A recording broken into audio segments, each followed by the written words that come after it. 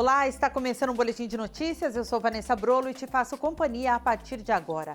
A Anvisa autorizou o uso emergencial do Paxlovid para tratar a Covid. A aprovação é de forma experimental e temporária. O medicamento já é usado de forma emergencial em alguns países.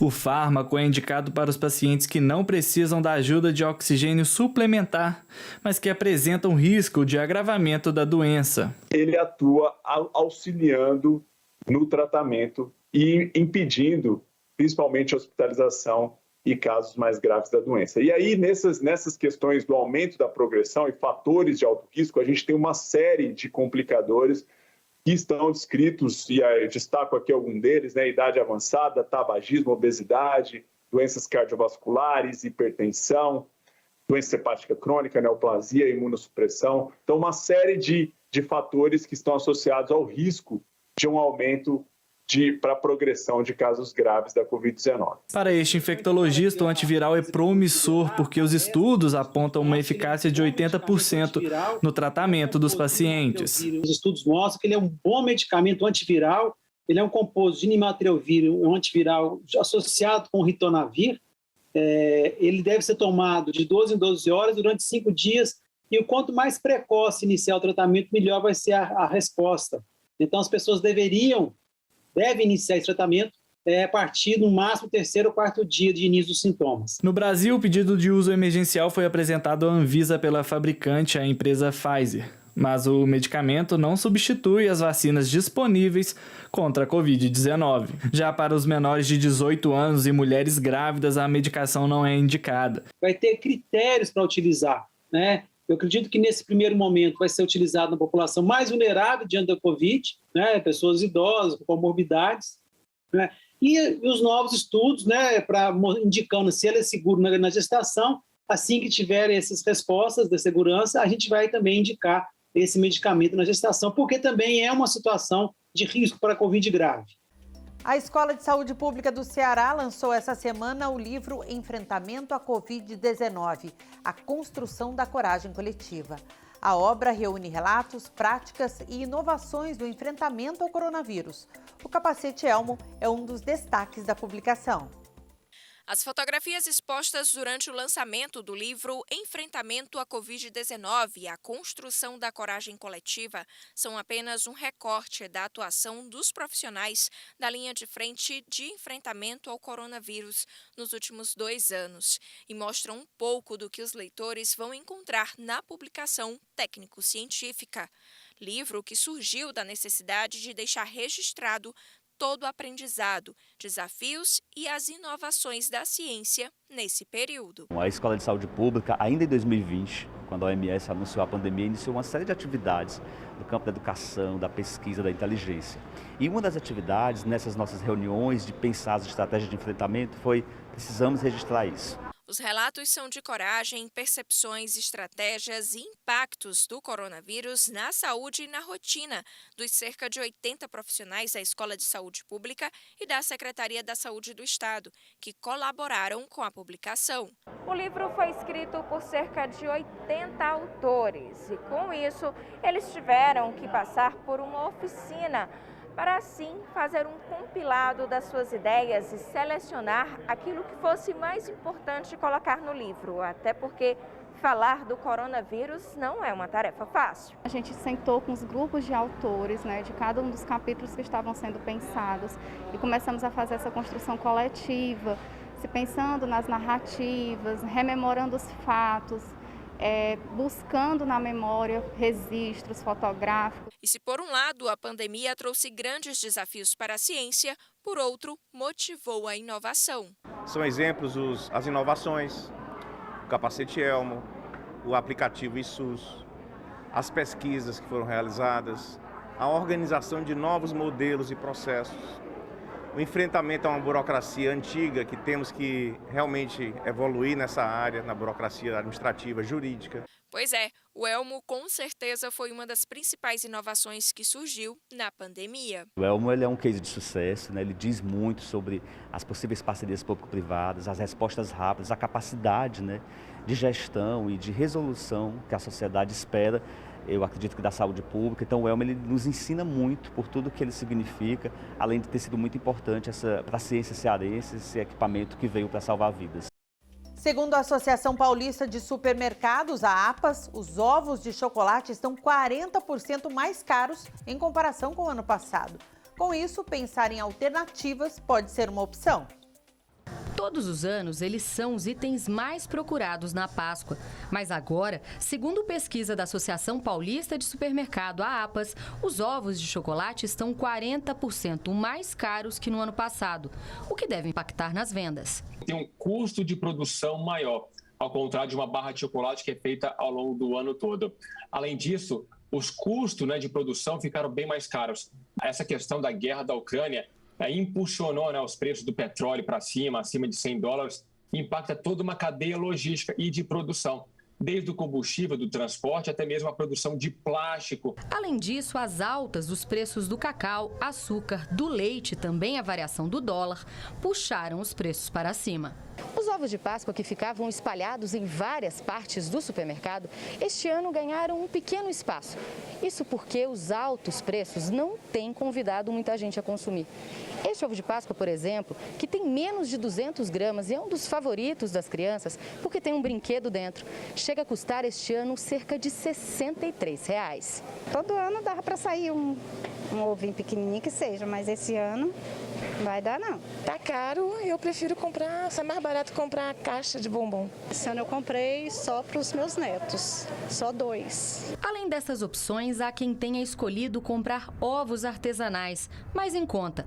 A Rayane abriu uma confeitaria há pouco mais de um ano. Apesar da expectativa de vender bem este ano, ela conta que teve que repassar o aumento dos preços. O chocolate, leite condensado e entre outros insumos está absurdamente mais caro do que ano passado. E acaba com certeza impactando no nosso produto final, né? A gente tem que aumentar, não adianta.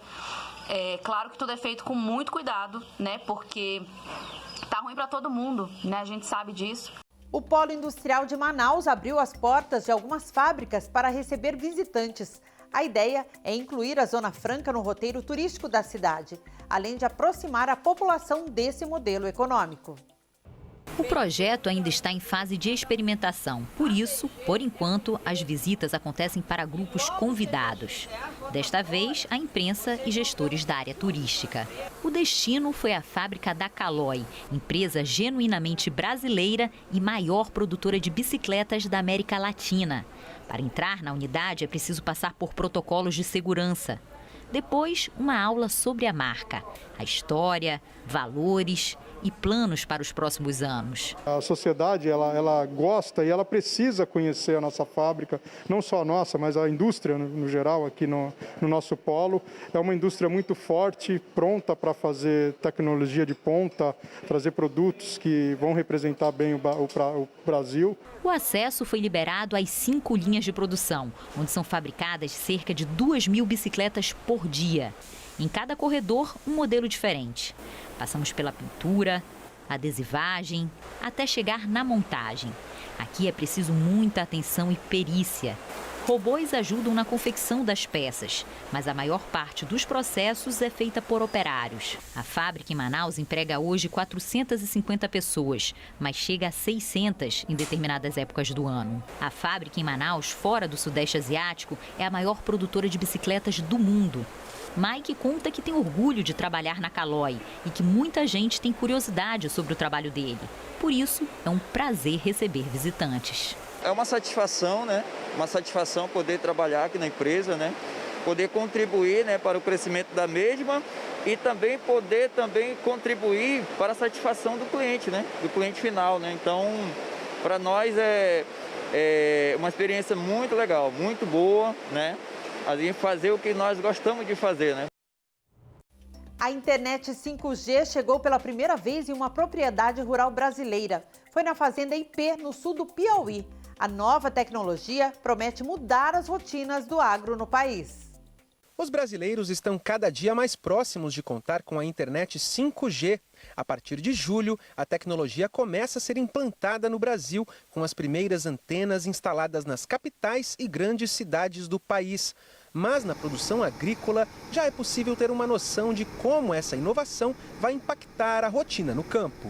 O sinal de 5G vai ser transmitido a partir de antenas como essa para toda a área cultivada das fazendas. Esse sinal vai permitir um monitoramento mais preciso do maquinário agrícola, que vai funcionar com mais eficiência. Irão transmitir numa velocidade ultra rápida para uma central de processamento de dados e essa central vai devolver para essa máquina a melhor performance. A aplicação da tecnologia 5G ao agronegócio foi apresentada nesta quarta-feira em Baixa Grande do Ribeiro, no sul do Piauí.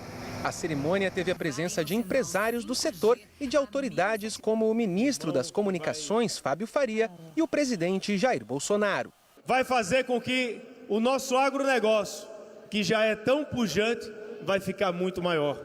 Tinha outras fazendas já, mas funcionando em projeto piloto. Essa é a primeira fazenda com 5G funcionando real. Traz, obviamente, tecnologia ao campo. É a primeira fazenda totalmente 5G. Isso, certamente, vai ter um ganho de produtividade na casa de 20%, 25%, 30%. Uma chave de identificação de madeiras está sendo utilizada no combate ao desmatamento ilegal no Brasil. O sistema ajuda na identificação de espécies que podem ser vendidas e aquelas que são proibidas e correm risco de extinção. A chave de identificação de madeiras é uma plataforma virtual interativa capaz de identificar as características gerais e microscópicas das madeiras comercializadas no Brasil por meio de cortes e imagens aproximadas em 10 vezes. Ainda é possível observar dados sobre a conservação e distribuição geográfica. A chave já catalogou mais de 270 espécies brasileiras de madeira. Determinar com maior precisão de qual espécie de árvore vem aquela madeira. Se é uma espécie ameaçada, se é uma espécie comum, se aquela espécie que está ali, né, no caminhão, por exemplo, é realmente a mesma que está na documentação, se aquela documentação é correta. A ferramenta é a atualização de uma chave já existente e foi desenvolvida pelo Laboratório de Produtos Florestais e a Universidade Federal de Sergipe. A principal função é ajudar na identificação de madeiras que podem ser vendidas e coibir a derrubada e o comércio ilegais, principalmente fruto de desmatamento na Amazônia. Quando você tem uma ferramenta como essa chave de identificação, que te possibilita identificar ali, na hora, né, a espécie de madeira que está verdadeiramente sendo comercializada, que é aquela que está na carga e não a que necessariamente está no papel, né, você consegue evitar esse tipo de fraude. A ferramenta tem facilitado o trabalho da Polícia Federal na fiscalização e combate a crimes ambientais. Ela vem para realmente nos auxiliar, então, para quando a gente tem um material questionado em mãos, seja numa operação policial, seja num laudo pericial, a gente possa fazer essa identificação desse material com o maior rigor científico, técnico-científico possível. O Serviço Florestal Brasileiro já estuda o desenvolvimento da versão da chave para ser usada pelo celular. Para que as pessoas tenham facilidade de uso, né, podendo utilizar essa chave sem a necessidade de ter um notebook ou um computador. O Boletim de Notícias está terminando, mas você continua com a nossa programação. Até a próxima!